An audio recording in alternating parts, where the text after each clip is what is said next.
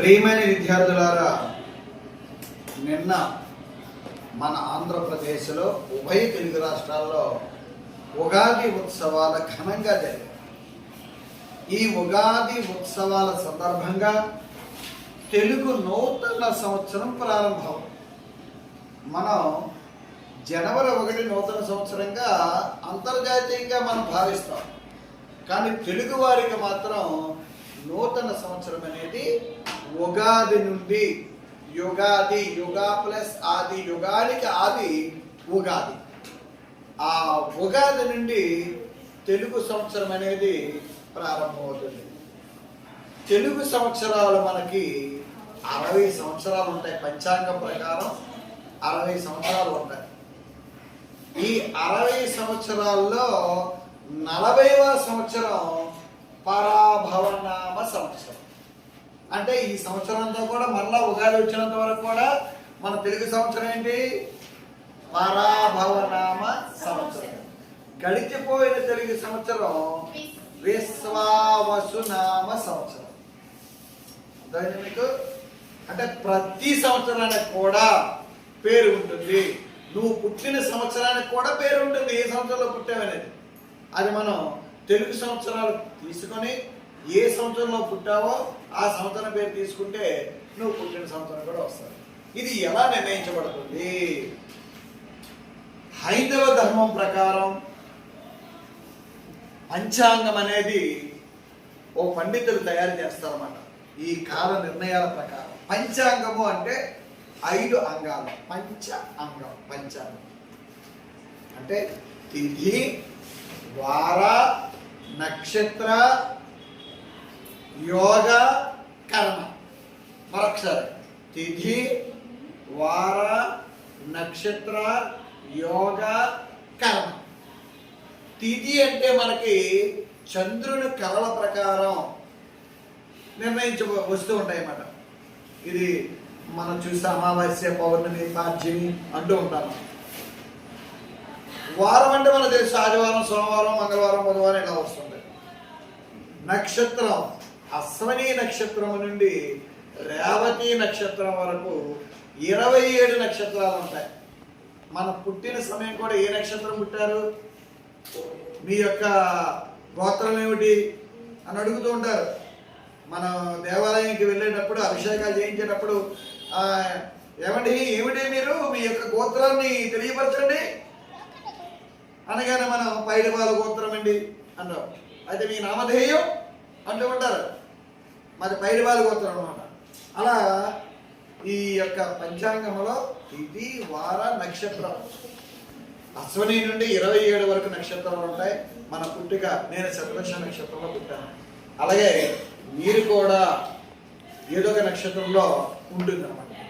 దాని ప్రకారం మన యొక్క జీవిత నిర్ణయం అనేది జాతకాల్లో నమ్మేవారు నమ్ముతారు, నమ్మని వాళ్ళు పక్కన పెట్టారు. అది నక్షత్రం. తిథి, వార, నక్షత్ర, యోగ. సూర్యచంద్రుల గమనాన్ని బట్టి ఒక యోగ స్థితిని నిర్ణయిస్తారు. సూర్యచంద్రుల గమనాన్ని ప్రకారం. చివరిది కరణం. కరణం అంటే తిథిలో సగభాగం, దీని కరణం. ఇది పంచాంగం ప్రకారం మనకి 40వ సంవత్సరం పరాభవనామ సంవత్సరం. పరాభవము అవమానం. అయ్యి బాబు, చాలా మంది భయపడ్డారు. ఈ సంవత్సరం అంతా మనకు అవమానం ఏంట్రా బాబు, ఏం చేసినా అవమానమే, మంచి చేసినా అవమానమే అని అనుకుంటుంటారు. కానీ ఇక్కడ అవమానం అంటే ఓటమి. ఓటమి అంటే ఎవరిని ఓడించడం? మన అంతర్గత శక్తులు ఉంటాయి మన శరీరంలో. హరిషడ్వర్గాలు అంటాం. కామ, క్రోధ, లోభ, మోహ, మద, మాత్సర్యం. 6 శక్తులు ఉన్నాయి మన శరీరంలో. కామ, క్రోధ, మద, మోహ, మాత్సర్యం మధ్యలో ఇలా 6 శక్తులు. కామ, క్రోధ, లోభ, మోహ, మద, మాత్సర్యం. ఈ 6 శక్తుల్లో కూడా మనం ఎప్పుడు తక్కువ చేస్తుంటాయి, చాలా ఇబ్బంది పెడుతుంటాయి. మనకి శత్రువులు అంటే బయట శత్రువులు, మన శరీరంలో ఉన్న శత్రువులు ఇవన్నీ. వీటిని ఎవరైతే జయిస్తారో వాళ్ళు చాలా గొప్పవారుగా ఉంటారు. ఈ 6 శత్రువులను కూడా మనం జయించాలి. వాడికి లొంగిపోకూడదు. మనం లొంగిపోతూ ఉంటాం. మనం అందువల్ల అరిషడ్ వర్గాలు అంటాం. వాటిల్ని ఓడించడమే పరాభవనామ సంవత్సరం విశిష్టత. మనలో ఉన్నటువంటి అద్భుతమైన శక్తులను, మన యొక్క విశిష్టతలను బయటకు తీయడమే ఈ పరాభవనామం వత్సరం. వత్సరము అన్నా సంవత్సరం అన్నా ఒకటే. పరాభవం ఎప్పుడూ కూడా ప్రగతి పదం కావాలి అంటే మనం ఆధ్యాత్మిక వైపు నడవాలని చెబుతూ ఉంటుంది. చక్కటి జ్ఞానాన్ని పొందాలి. అజ్ఞానాన్ని ఓడిస్తుంది, జ్ఞానాన్ని అందిస్తుంది ఈ పరాభవనామ సంవత్సరం. చూసారా? అందువల్ల ఈ పరాభవం అనేది మనకి చెడ్డది కాదు. అయితే మనం ఏం చేయాలి? మంచి పనులు చేయాలి. ఈ సంవత్సరం అంతా కూడా ఏ విధమైన పరాభవం లేకుండా ఉండాలంటే మన నిర్ణయం మన విధానాన్ని మనం అనుసరించాలి. విద్యార్థిగా నీ కర్తవ్యం క్రమశిక్షణగా ఉండడం, సంస్కారం తెలుసుకోవడం, చక్కగా చదవడం. ఇది జరగాలి ఖచ్చితంగా. ఎప్పుడైతే వీటికి మనం విరుద్ధంగా ఉంటామో మనకు అవమానం వస్తుంది. సక్రమంగా నోట్స్ చెప్పాలి, అవమానం వస్తుందా లేదా? మీ అందరిలో నిలబడి ఏదైనా నోట్స్ ఇంకా రాయలేదు నువ్వు అని అడుగుతూ ఉంటాం, అవమానం. నువ్వు సరిగా చదవట్లేదు, మార్కులు ఎందుకు వచ్చాయి, అవమానం. ఇవే నువ్వు సక్రమంగా చేసుకోగలిగితే అవమానం ఉంటుందా? చక్కటి ఆనందం ఉంటుంది. ఇదే మనకి ఈ పరాభవనామ కొంత నేర్పేది ఏంటంటే, విద్యార్థిగా నీ కర్తవ్యం నిర్వర్తించు. వేకువజామునే నిద్ర లేచి చక్కగా చదువుకో. పాఠశాలలో క్రమశిక్షణగా ఉండి పాఠాలు బాగా విను. చెబుతూ ఉన్నప్పుడు మాట్లాడకూడదు, అప్పుడు జ్ఞానం మనకి సరిగా రాదు. మంచి నియమాలు, మంచి ఆలోచన చేసుకున్నాం అనుకో, విద్యార్థిగా నీ కర్తవ్యం అద్భుతంగా ఉంటుందా? ఉపాధ్యాయుడిగా నా కర్తవ్యం చక్కగా పాఠశాలకు సమయానికి రావడం, విద్యార్థులను తీర్చిదిద్దడం, విద్యార్థులను క్రమశిక్షణలో పెట్టడం, విద్యార్థులకు మంచి జ్ఞానాన్ని అందించడం. ఇది నా కర్తవ్యం. ఇది నేను నిర్వర్తించాననుకో నాకు ప్రగతి, నిర్వర్తించలేదనుకో పరాభవం. అవునా కదా? అలాగే రైతు ఉన్నాడు. రైతు పంటలు పండించడం, ఆ పంటలు పండే విధానాన్ని నిర్లక్ష్యం చేయకుండా సమయానికి నీరు పెట్టడం, ఎరువేయడం అన్ని చేసిన పంటలు చక్కగా పండుతాయి. ఆ రైతు సరిగా నిర్లక్ష్యంగా ఉండి, సోమర్థనంగా ఉండి, సమయానికి విత్తనాలు వేయకుండా, సమయానికి ఎరువు వేయకుండా, సమయానికి నీరు పెట్టకపోతే పంట ఎండిపోతుంది లేదా? రైతుకి పరాభవం. ఇలా ప్రతి ఉద్యోగి, ప్రతి వ్యక్తికి, ఇంటి దగ్గర గృహిణి తల్లి తన సక్రమైన పనులు చేస్తున్నారనుకో, ఆమెకి ఎప్పుడు ప్రగతే ఉంటుంది. అందరూ ప్రశంసిస్తూ ఉంటారు. చక్కటి ఇల్లాలు, మంచి భార్య, మంచి అమ్మ అని అంటూ ఉంటాం. సక్రమంగా చేయలేదనుకో పరాభవం అనేది వస్తుంది. కాబట్టి పరాభవ నామ సంవత్సరం మనకు మంచిదే. ఇందులో ఏ విధమైన చెడు లేదు. చెడుని జయించి మంచిని అందించేదే పరాభవనామ సంవత్సరం. కాబట్టి విద్యార్థులుగా మీరు ఈ సంవత్సరం ఖచ్చితంగా చక్కగా క్రమశిక్షణగా ఉండాలి. పాఠాలు బోధించేటప్పుడు చక్కటి విధానాన్ని వినాలి. వినడం ద్వారా చాలా పరిజ్ఞానం వస్తుంది మీకు. ముందు పాఠాన్ని వినాలి. పాఠము అర్థం కానప్పుడు చక్కగా అనుమానాలు వస్తుంటాయి. మీకు డౌట్స్ అంటాం కదా, మనం అనుమానాల్ని వెంటనే నివృత్తి చేసుకోవాలి, అడిగి తెలుసుకోవాలి. గురువు గారు మీరు ఈ పాఠం చెప్పేటప్పుడు మీరు ఇక్కడ నక్షత్రం అన్నారు కదా, ఆ నక్షత్రం ఏంటో మళ్ళీ నాకు అర్థం కాలేదు గురువు గారు, ఒకసారి చెప్పండి అంటే మరలా చెబుతాం. నువ్వు పుట్టిన సమయం ఉంటుంది కదమ్మా, నక్షత్రాలు మనకి తెలుగులో 27 నక్షత్రాలు ఉంటాయమ్మా. అశ్వని నక్షత్రం నుంచి రేవతి నక్షత్రం వరకు. అలాగే నా నక్షత్రం శతభిష. ఇలా నీకో నక్షత్రం ఉంటుందమ్మా, నీకో నక్షత్రం ఉంటుంది, నీకో నక్షత్రం ఉంటుంది. దాని ప్రకారం నీ యొక్క జీవిత గమ్యం కొనసాగుతుందని చెప్తాను నేను. ఇంకా అర్థం కాలేదని మరొక వివరంగా అడగాలి.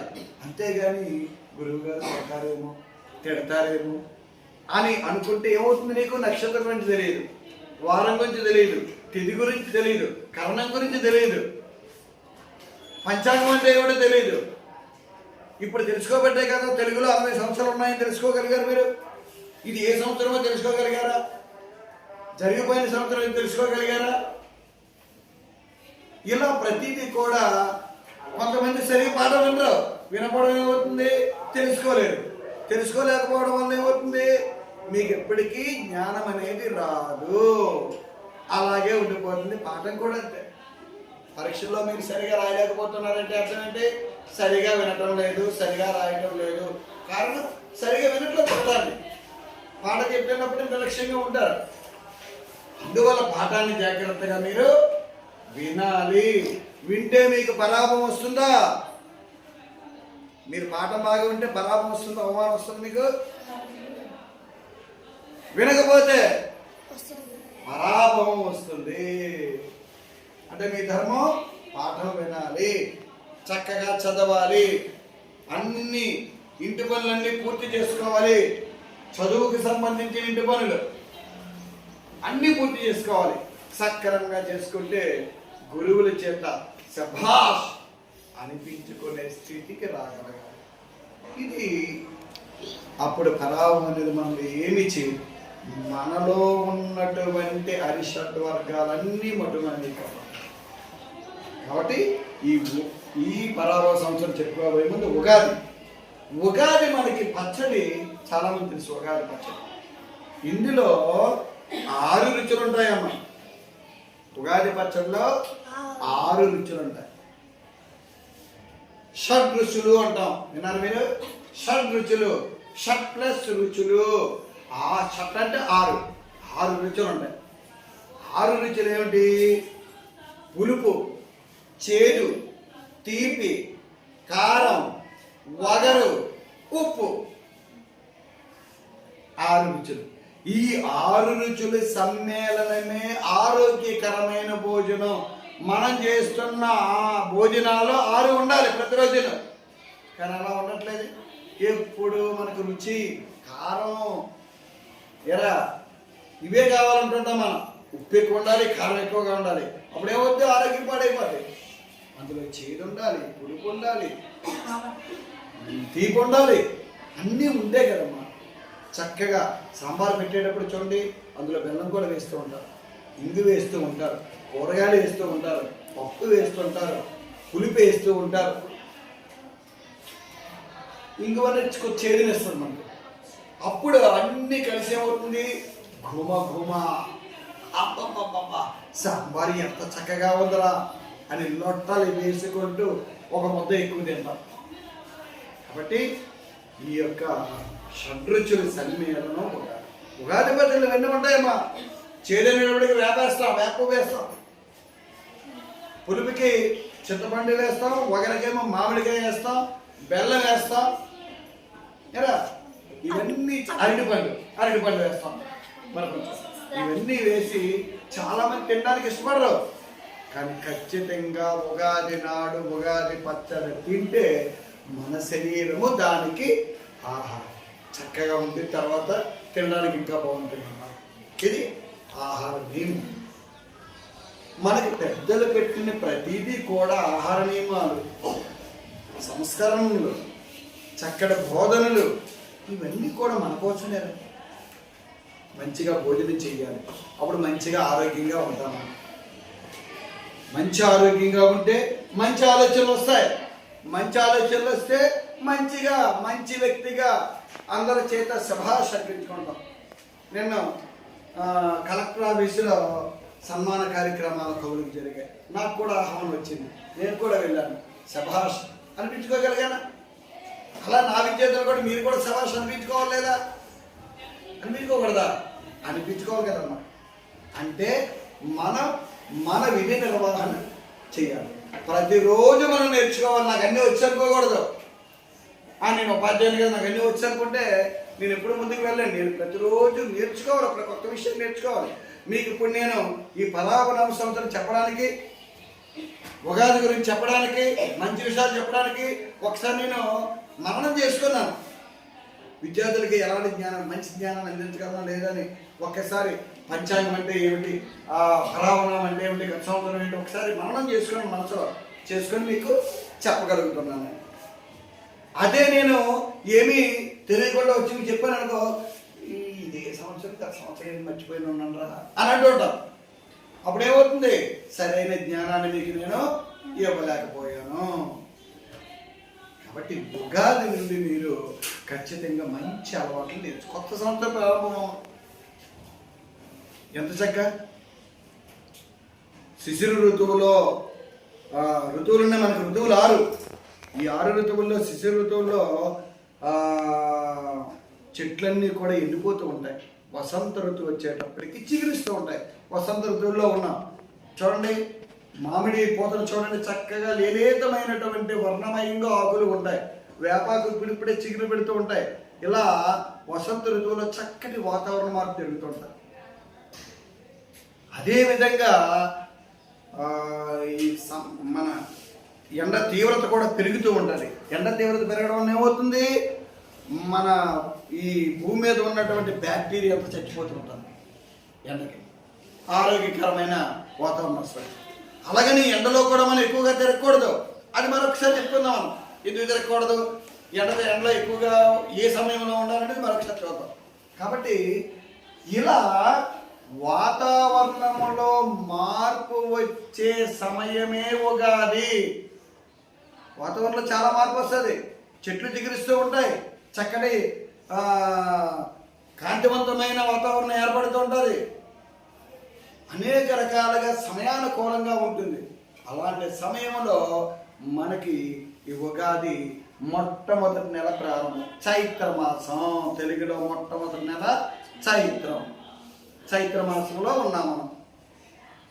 ఈ చైత్ర మాసంలో మనం చక్కగా ఒక అద్భుతంగా మంచి ఆలోచనలతో మంచి అలవాట్లతో మనం ముందుకు కొనసాగాలి. కొత్త సంవత్సరం ప్రారంభం, మంచి అలవాట్లు నేర్చుకుందాం. మనలో ఉన్న చెడులన్నీ కూడా విడిచిపెట్టాలి. చెడులు కానీ విడిచిపెట్టకుండా నువ్వు చెడులు నువ్వు దగ్గర దాచుకున్నావు అనుకోరా మధు, పరాభవం వస్తుంది. ఆ చెడులను విడిచిపెట్టావనుకో ప్రగతి వస్తుంది. ప్రాభవ సంవత్సరం అవుతుంది. పరాభవ నామ సంవత్సరం ప్రాభవ సంవత్సరంగా మారాలి అంటే మనలో ఉన్న చెడులను విడిచిపెట్టాలి. పెద్దలను గౌరవించాలి. తల్లిదండ్రులను పూజించాలి. చిన్నపిల్లలను ఆశీర్వదించాలి. మీకు నమ్మిన దేవుణ్ణి చక్కగా ఆరాధించాలి. ఆధ్యాత్మిక వైపు మీ అడుగులు వేయాలి. చక్కటి జ్ఞానాన్ని పొందాలి. మనలో ఉన్నటువంటి చెడ్డ అలవాట్లన్నీ కూడా పక్కన పడేయాలి. ఇంకా నేను ఒకప్పుడు దొంగతనం చేసేవాడిని, ఇక మీద చేయను. ఒకరిని తిట్టేవాడిని, ఇక నేను తిట్టను. ఒకరి మీద కోప్పడేవాడిని, నేను ఇక మీద కోప్పడను. ఎవరైనా పని చెప్తే చేసేవాడిని కాదు, ఇక నేను చేస్తాను. గురువు గారు ఏ పని చెప్పినా నేను చేస్తాను. గురువు గారు ఏ విధంగా చదవమంటే అలా చదువుతాను అని మంచి విషయాలు నేర్చుకోవాలి మీరు. అలా నేర్చుకుంటే మన యొక్క పరాభవ సంవత్సరం ఏమవుతుందిరా, ప్రాభవ సంవత్సరంగా మారిపోతుంది. అంటే మనకి ప్రగతి అనేది వస్తుంది. మనలో డెవలప్మెంట్ అంటాక ప్రగతి అది వస్తుంది అన్నమాట. అందువల్ల పరాభవం ఎప్పుడూ కూడా మనకి చెడ్డది కాదు. చాలా మంది చెడ్డది అనుకుంటారు, భయపడిపోతుంటారు. పరాభవం ఎప్పుడు చెడ్డది కాదు. పరాభవం ఎప్పుడు కూడా మనం దాన్ని సక్రమంగా మన జీవితాన్ని క్రమశిక్షణలో పెట్టుకుంటే ప్రాభవం అవుతుంది. ఇదమ్మా ఉగాది విశిష్టంగా పరాభవ సంవత్సరం యొక్క విషయాన్ని కూడా ఈ సందర్భంగా మనం చెప్పుకున్నాం. నేను చెప్పింది మీకు అర్థమయ్యే ఉంటుంది అనుకుంటున్నాను. అర్థమైందా? అర్థమైతే ఒక్కసారి అభినందించండి.